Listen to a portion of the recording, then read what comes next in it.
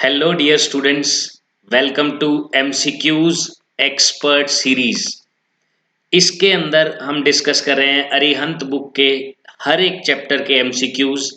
Chapter 1 and chapter 2 के MCQs हम already discuss कर चुके हैं और साथ ही साथ ओसवाल बुक के सभी चैप्टर्स के हम एमसीक्यूज डिस्कस कर चुके हैं।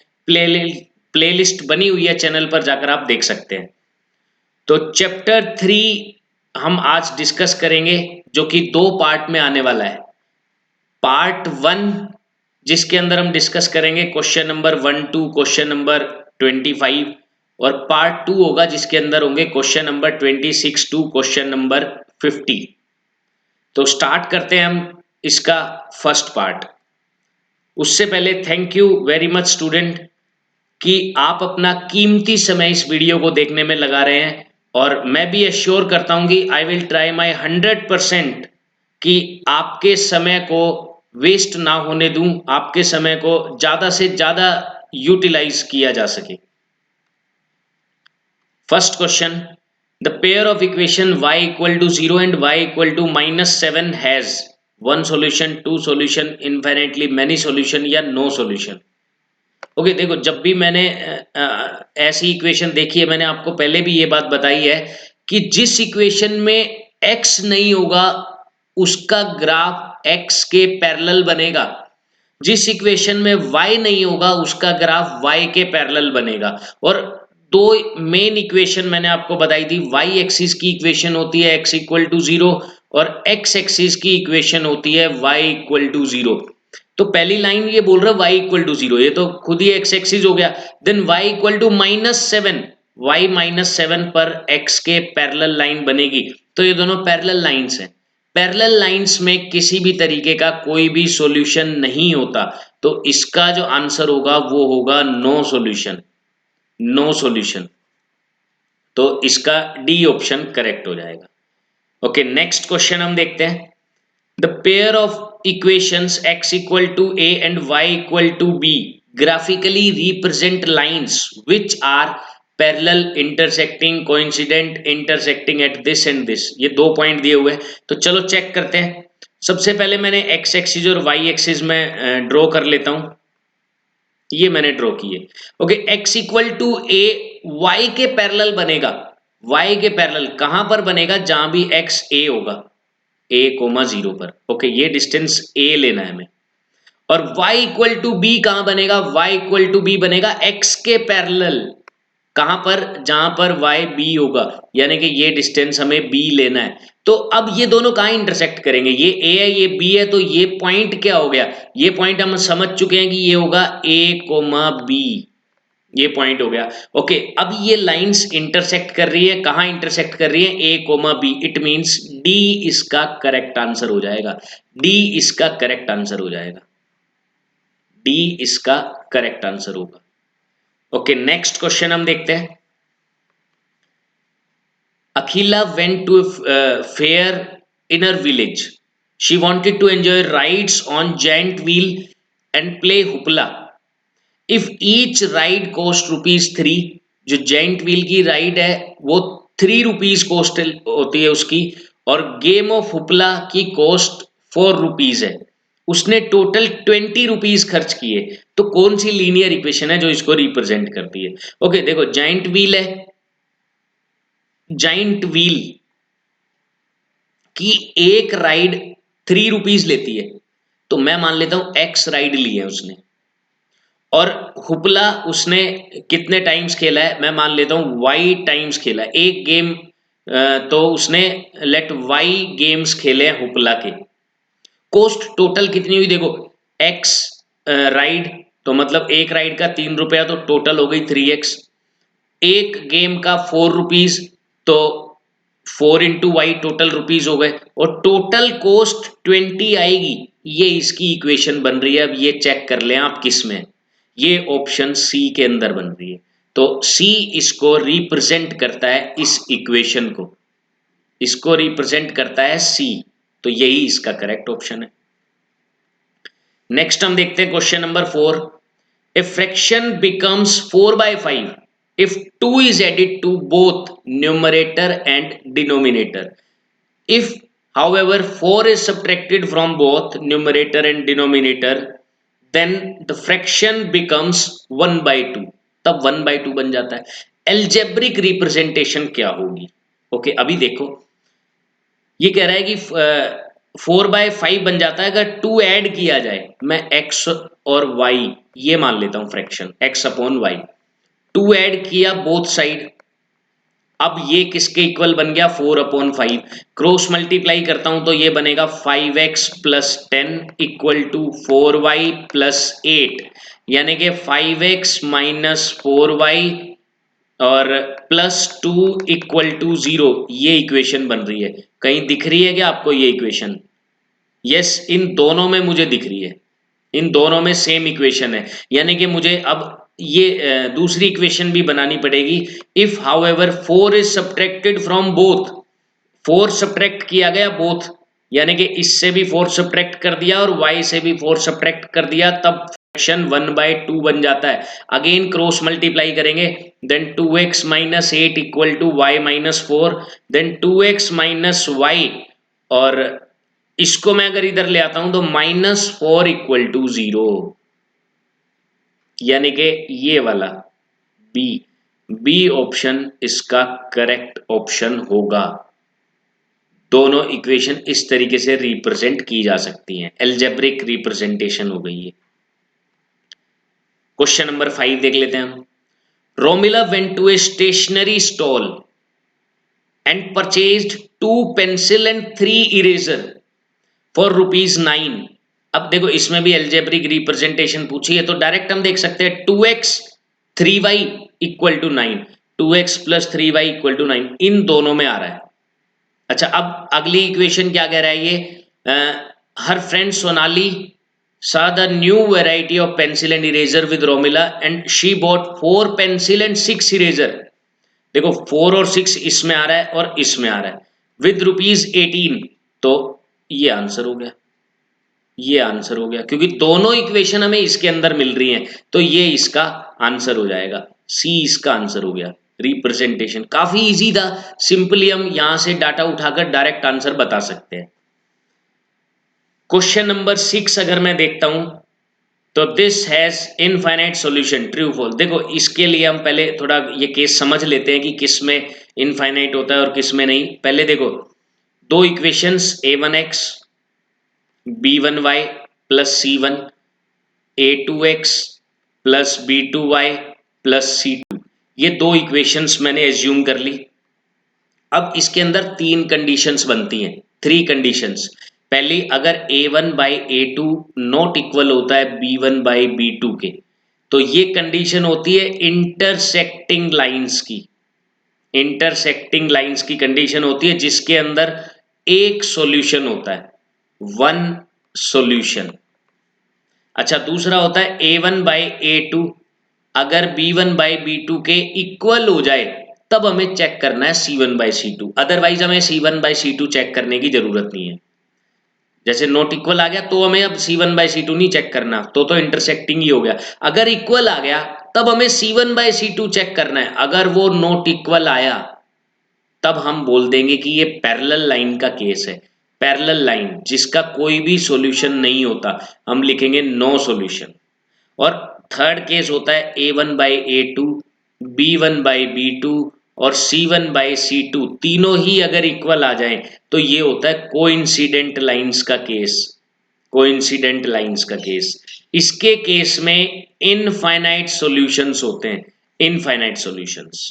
तो ये केस याद रखने हमें, टाइप ऑफ लाइन भी याद रखनी है, इंटरसेक्टिंग, पैरेलल, कोइंसिडेंट, और नंबर ऑफ सॉल्यूशंस भी, वन सॉल्यूशन, पैरेलल के केस में नो सॉल्यूशन और कोइंसिडेंट के केस में इनफाइनाइट।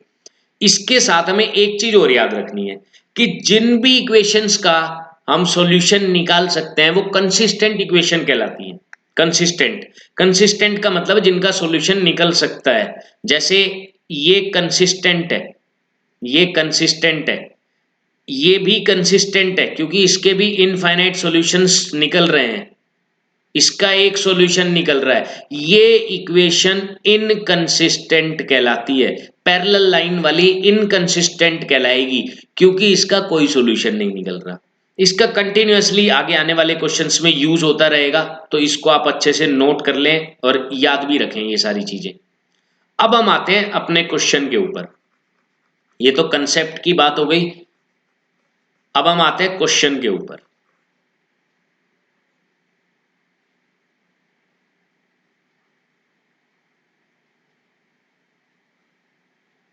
ओके, क्वेश्चन में हम चेक करते हैं कि a1 by a2, b1 by b2 और c1 बाई c2 इक्वल है क्या, क्योंकि इसने इनफाइनाइट बोला है। तो यहीं से डायरेक्ट चेक करो, ये 3 टाइम्स हो रहा है, ये भी 3 टाइम्स हो रहा है, ये भी 3 टाइम्स हो रहा है, तीनों रेशियो इक्वल है, it means it is true. ये बिल्कुल ट्रू है, ए ऑप्शन इसका करेक्ट हो गया।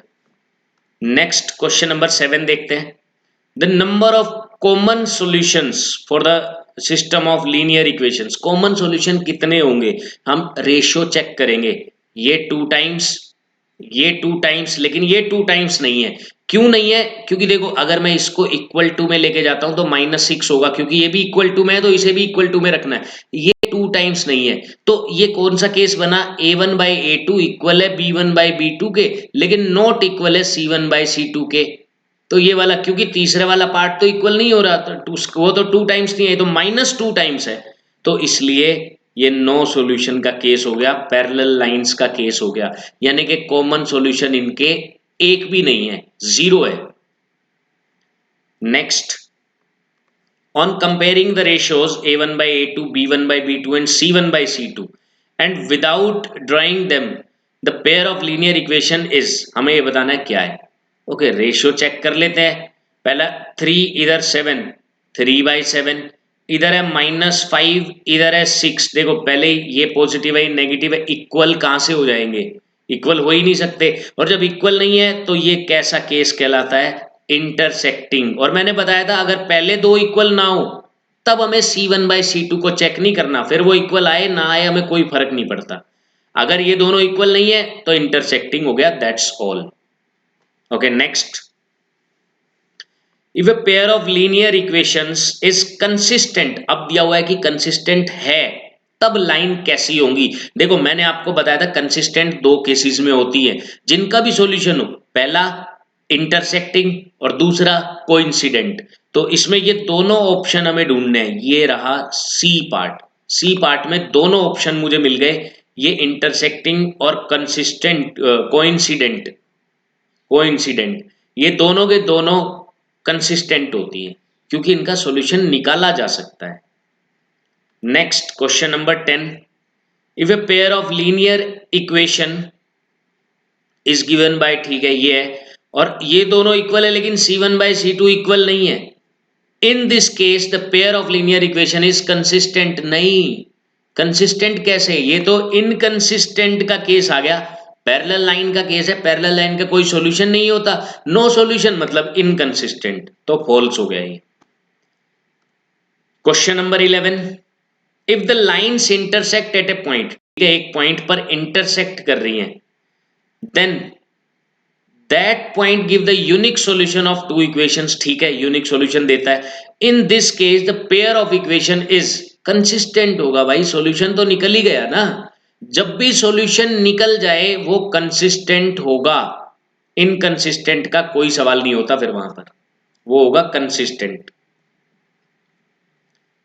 क्वेश्चन नंबर 12 देखते हैं, if the lines are parallel, ठीक है पैरेलल है, तो देखो पैरेलल देखते ही आप इनकंसिस्टेंट लगा सकते हो, पैरेलल देगा ऑप्शन देगा इनकंसिस्टेंट, क्योंकि कोई सॉल्यूशन नहीं है, और कोई सॉल्यूशन नहीं है तो वो कहलाएगा इनकंसिस्टेंट, ये कहलाएगा इनकंसिस्टेंट। ये तो काफी ज्यादा इजी है, बार बार सेम क्वेश्चन ही आ रहे हैं। ओके, फिर से ये पूछ रहा है which of the following pair of equations are inconsistent, कौन सा इनकंसिस्टेंट है, ठीक है देखते हैं। तो पहले मैं रेशियो चेक करता हूं मैं, 3/1 इसका रेशियो, और इसका -1/3, तो ये 3 ऊपर पहुंच के 3 ही बन जाएगा, तो ये इक्वल है। और 9/3 ये भी 3 है, ये तीनों इक्वल है, तो ये कंसिस्टेंट हो गया, इनकंसिस्टेंट नहीं हुआ। इनकंसिस्टेंट में ये नॉट इक्वल होगा। ओके, अगला देखते हैं, 4/-2 -2 आ गया, 3/3 ये पहले से ही नॉट इक्वल आ गया, ये इंटरसेक्टिंग का केस है जो कि कंसिस्टेंट होता है, तो ये भी आंसर नहीं हुआ। सी ऑप्शन चेक करते हैं। 5/10 2, -1/-2 ये भी 2, 10/20 ये भी 2, ये तीनों इक्वल है। फिर से ये यही वाला केस आ गया, कंसिस्टेंट होगा। फिर बचा लास्ट, तो लास्ट ही इसका करेक्ट ऑप्शन हो गया। बाकी हम चेक भी कर लेते हैं अपनी कंफर्मेशन के लिए कि सही में ऐसा है भी या नहीं। तो लास्ट में क्या है देखो, -2/-4 2 आ गया, और 1/2 ये भी 2 आ रहा है, और इधर है 3/10। देखो ये तो इक्वल है लेकिन ये नॉट इक्वल है, तो इसके केस में मैं क्या समझा कि यही है जो इनकंसिस्टेंट होगा। नेक्स्ट हम देखते हैं the pair of linear equations are. ये पेयर कैसी है, कंसिस्टेंट है, इनकंसिस्टेंट है, क्या है, ये हमें बताना है। थोड़ा सा इसको हम सिंप्लीफाइड फॉर्म में या जनरल फॉर्म में लिखेंगे। जनरल फॉर्म में देखो, ये तो ठीक है, 4x - 5y - 12 = 0। इसको मैं क्या करता हूं, ये दोनों ही इधर ले आता हूं, तो इधर बना 8x, 10y इधर आएगा तो माइनस का हो गया, 20 इधर आएगा तो माइनस का हो गया, और इधर 0 बचा वो हम इधर लिख देते हैं। तो अब देखो, ये 2 टाइम्स, ये 2 टाइम्स, लेकिन ये 2 टाइम्स नहीं है, तो inconsistent. a1/a2 = b1/b2 but not equal to c1/c2, तो इनकंसिस्टेंट हो गया ये। नेक्स्ट देख लेते हैं हम, pair of linear equation which has unique solution. ठीक है, x = 2 and y = -3 is, put करके देखो ना, सीधा सीधा पुट करके देखो। पहले इसमें पुट करता हूं, 2 और -3, 1 आ रहा है क्या, नहीं आ रहा, ये तो हो ही नहीं सकता, इसको भूल जाओ। नेक्स्ट हम चेक करते हैं, अगर आप इसमें देखेंगे ये यूनिक सॉल्यूशन वाला केस ही नहीं है, ये इनफाइनाइट सॉल्यूशन वाला केस है।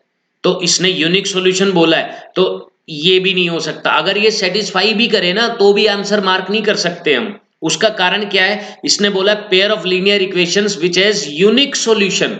भाई यूनिक, यूनिक का मतलब क्या है, यहां तो इनफाइनाइट आ रहा है। देखो 2/4 2, 5/10 2, -11/-22 ये भी 2, तो इसका मतलब ये तो इनफाइनाइट का केस है, यूनिक सॉल्यूशन का केस ही नहीं है। ओके, इसके अंदर रखते हैं, 2 2 जा 4 +3 7 आना चाहिए था, ये सेटिस्फाई नहीं कर रहा, मतलब बचा हुआ ऑप्शन ही हमारा करेक्ट ऑप्शन होगा। बाकी हम कंफर्म जरूर करेंगे। ओके, x, x की जगह 2 रख दिया, -4y तो +12 हो जाएगा, और -14, यस 0 बन रहा है, बिल्कुल करेक्ट है। इसमें भी रखते हैं 5 × x यानी कि 10, -y यानी कि +3 हो गया, और माइनस ये भी 0 बन रहा है, तो इसको सेटिस्फाई भी कर रहा है, और ये यूनिक सॉल्यूशन भी है, ये यूनिक सॉल्यूशन भी है, तो यही इसका करेक्ट ऑप्शन होगा, ये वाला इसका करेक्ट ऑप्शन होगा। ओके, नेक्स्ट हम देख लेते हैं question number 16, the pair of equation this and this has. फिर से हमें बताना है कि यूनिक है, 2 है, इनफाइनाइटली मैनी है, या कोई भी सॉल्यूशन नहीं है। तो हम रेशियो चेक करेंगे, 1/-3, -3 मल्टीप्लाई हुआ, इधर भी -3 मल्टीप्लाई हो रहा है। देखो 2/-6 बिल्कुल इक्वल है, लेकिन ये इक्वल नहीं है क्योंकि ये 5 है और ये 1 है, नॉट इक्वल आ गया। तो इसका मतलब ये होगा नो सॉल्यूशन का केस, नो सॉल्यूशन, यानी कि डी ऑप्शन इसका करेक्ट होगा, डी ऑप्शन। ओके, नेक्स्ट पर हम चलते हैं question number 17, that one equation of a pair of dependent linear equation is this, the second equation can be, dependent मतलब कोइंसिडेंट वाला ही केस है, कोइंसिडेंट वाले केस को ही हम डिपेंडेंट लीनियर इक्वेशन भी बोलते हैं। तो रेशियो सेम होना चाहिए, बस इतना देखना है आपको। ओके, तो मैं इसे यहां लिख लेता हूं, -5x + 7y - 2 = 0। -5 10, -2 मल्टीप्लाई हुआ, इधर 2 हो रहा है, तो ये तो नहीं होगा। सब में सेम नंबर मल्टीप्लाई होना चाहिए। -5 - 10 2 मल्टीप्लाई हो रहा है, लेकिन इधर -2 हो रहा है, ये भी नहीं हो सकता। आगे आ जाओ, इधर 2 मल्टीप्लाई हो रहा है, इधर भी 2 हो रहा है, लेकिन इधर -2 हो रहा है, तो ये भी नहीं हो सकता। अब बचा ये, देखते हैं, इधर -2 मल्टीप्लाई हो रहा है, 7 में भी -2 मल्टीप्लाई हो रहा है, -2 में भी -2 मल्टीप्लाई हो रहा है, इट मीन्स डी इसका करेक्ट ऑप्शन है। डी डिपेंडेंट जो इक्वेशन होगी वो डी वाली होगी। कोइंसिडेंट वाली केस को ही हम डिपेंडेंट लीनियर इक्वेशन बोल सकते हैं। तो डी इसका करेक्ट ऑप्शन हो गया। 18th आ गया आपके सामने। If the lines given by 2x plus k y equal to 1 and this has unique solution, unique solution है। देखो जब भी यूनिक सॉल्यूशन का केस आए, पहली बात तो आंसर कभी इक्वल टू में आ ही नहीं सकता। के इक्वल टू क्या होगा, ये ऐसा नहीं दिया होगा। कैसा दिया होगा, के नॉट इक्वल टू क्या होगा। कारण क्योंकि हम जानते हैं a1/a2 नॉट इक्वल टू होता है b1/b2 के। अगर मैं निकालूंगा तो आंसर कैसे निकलेगा, नॉट इक्वल टू में निकलेगा। पुट करके देखते हैं। 2 divided by 3 not equal to b1 यानी कि k डिवाइडेड बाय b2 यानी कि -5। यहां से हम क्रॉस मल्टीप्लाई अगर मैं करता हूं तो ये आएगा 3k नॉट इक्वल टू -10 और 3 इधर जाके डिवाइड हो जाएगा तो ये आएगा k नॉट इक्वल टू -10/3। अब ऑप्शन ए लगाओगे या डी लगाओगे, हमें डी लगाना पड़ेगा क्योंकि डी में क्या कहा गया है, फॉर ऑल रियल वैल्यू, सभी की सभी रियल वैल्यूज हो सकती हैं एक्सेप्ट -10/3। -10/3 को छोड़कर, मतलब -10/3 नहीं हो सकता के, बाकी कुछ भी हो सकता है। तो यही इसका करेक्ट ऑप्शन हो गया। 19th क्वेश्चन देखते हैं। द वैल्यू ऑफ के for which the system of linear equation this and this is inconsistent. Inconsistent parallel का केस है, पैरेलल लाइन का केस है। पैरेलल लाइन के केस में क्या होता है, पहले दो रेशो इक्वल, तीसरा नॉट इक्वल। ठीक है, तो 1/5 वो इक्वल होगा 2/k के। तो यहीं से k की वैल्यू निकल जाएगी, क्रॉस मल्टीप्लाई करेंगे k is equal to 10, k is equal to 10। तो इसका जो आंसर हो गया डी ऑप्शन हो गया, डी यही इसका आंसर है। ओके, 20th क्वेश्चन देखते हैं। The value of k for which the system of equations this and this has no solution. कोई भी सॉल्यूशन नहीं है, अगेन सेम केस है पैरेलल लाइन का। k/6 इक्वल रखेंगे -5/2k, क्रॉस मल्टीप्लाई करेंगे k की वैल्यू -15 आ जाएगी, k की वैल्यू -15 आ जाएगी। It means the correct option is A. तो काफी इजी क्वेश्चन है, उन कंडीशंस को आपको याद रखना है, वहां से आप सारे क्वेश्चन सोल्व कर सकते हैं। For what value of k will the following pair of linear equations have infinitely many solutions? Infinitely many solutions में तीनों रेशो इक्वल होते हैं, हमें तीनों को इक्वल करना है। देखो कॉमन सेंस का यूज करेंगे तो कहीं ना कहीं बात बन सकती है। देखो 2 से k+2 हुआ, 3 से 6 हो गया, 2 टाइम्स हो रहा है, सभी 2 टाइम्स होंगे, ये बात हमें पता चल गई, सभी के सभी 2 टाइम्स होंगे। ये 2 है तो ये 4 बनेगा। ये 4 कैसे बन सकता है भाई, जब k 2 होगा तभी तो, इसका मतलब k 2 है, दैट्स ऑल। बाकी आप ऐसे भी कर सकते हैं 2/k+2 वो इक्वल होगा 3/6 और वो इक्वल होगा 4/3k+2। किन्हीं भी दो को क्रॉस मल्टीप्लाई कर लेते हैं, इन दो को करते हैं। देन 6 ये 1/2 लिख लेता हूं मैं, 2 2 जा 4 इक्वल टू k+2, 2 इधर जाके सब्ट्रैक्ट हो जाएगा, then k is equal to 2। तो इस तरीके से भी हम निकाल सकते हैं इस क्वेश्चन को। तो बी इसका करेक्ट ऑप्शन हो जाएगा। नेक्स्ट हम देखते हैं question number 22। If the lines given by this and this are parallel, फिर से पैरेलल का क्वेश्चन आ गया तो हम रेशो सेम रखते हैं। 3/2 इक्वल होगा 2k/5 और हमें k की वैल्यू बतानी है, क्रॉस मल्टीप्लाई करेंगे हम तो 4k इज इक्वल टू 15 और k is equal to 15/4। So C is the correct option, C वाला इसका करेक्ट ऑप्शन हो गया। Question number 23। For what value of P will the following system of linear equations represent parallel lines. Again parallel line का question, तो x का coefficient -1, इधर x का coefficient p, y का कोफिशिएंट p, इधर y का कोफिशिएंट -1, क्रॉस मल्टीप्लाई करता हूं मैं, तो ये आएगा 1 इक्वल टू पी स्क्वायर।